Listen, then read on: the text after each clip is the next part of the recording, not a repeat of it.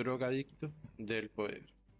El mandatario convocó cabildos abiertos, solicitando al Senado someter nuevamente a votación su iniciativa. Columna de Wilson Ruiz Orejuela para semana.com. Muy buenas noches, hoy es martes 27 de mayo de 2025 y esto es MG Noticias, columna recomendada en esta noche de martes.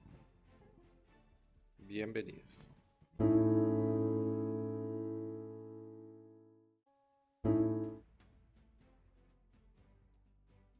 El desconocimiento sistemático de la voluntad democrática por parte del presidente Gustavo Petro se ha convertido en una peligrosa constante.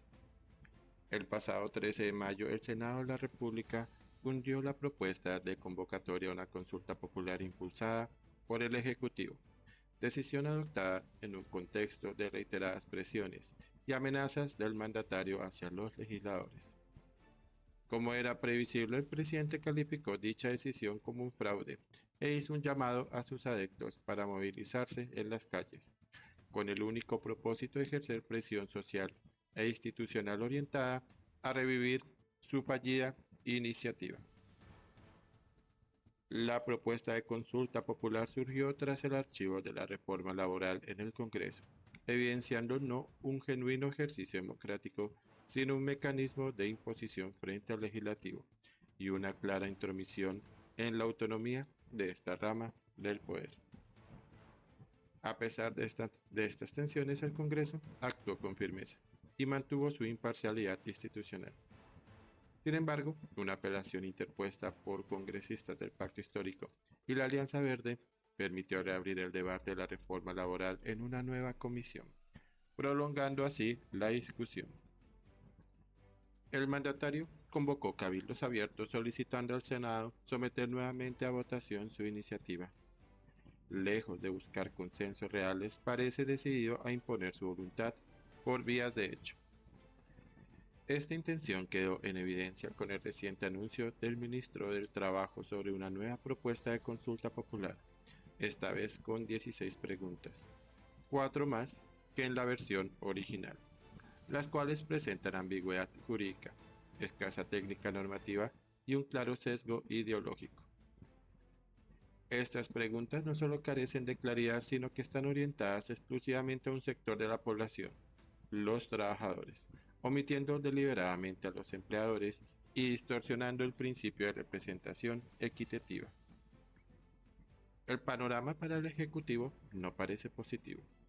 El próximo 29 de mayo la Corte Constitucional iniciará el estudio de la exequibilidad de la reforma pensional, debate que contará con ponencia negativa y que, de prosperar, podría llevar a la declaratoria de inconstitucionalidad de toda la normativa.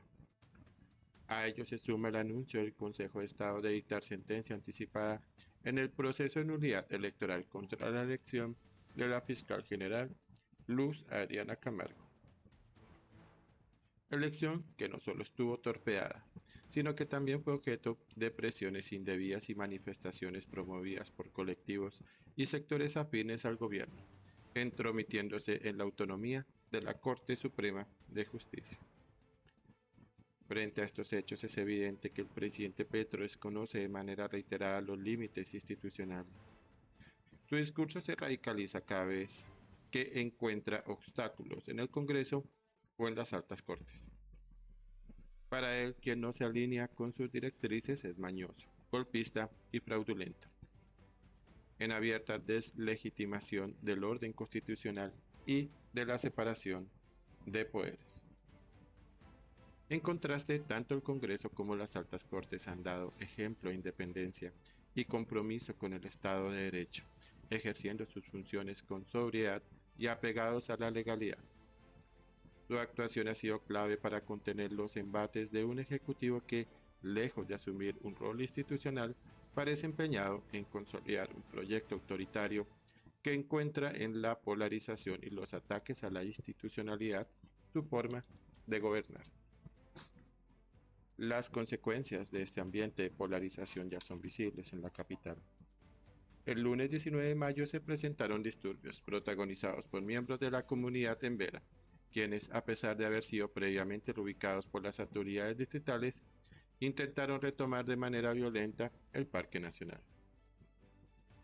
Este episodio, que incluyó agresiones contra una funcionaria de la Secretaría de Integración Social, se enmarca dentro de un clima de movilización social impulsado por el discurso de odio promovido desde la presidencia y que tiene como telón de fondo la imposición de una cuestionada consulta popular.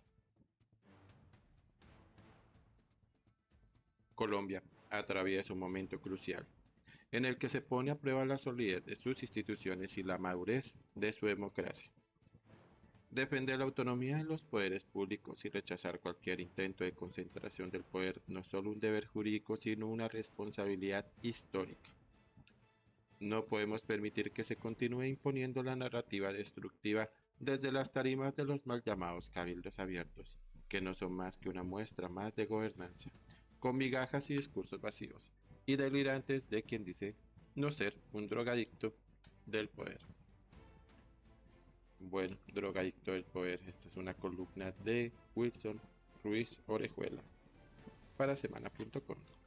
Por favor, dejen sus comentarios. Esto es MG Noticias. No olvides suscribirte a mi canal, activar la campanita para recibir las últimas notificaciones.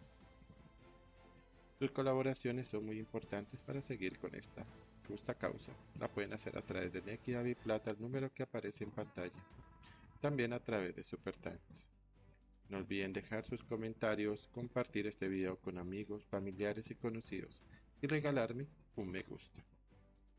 Muchas gracias y excelente noche para todos.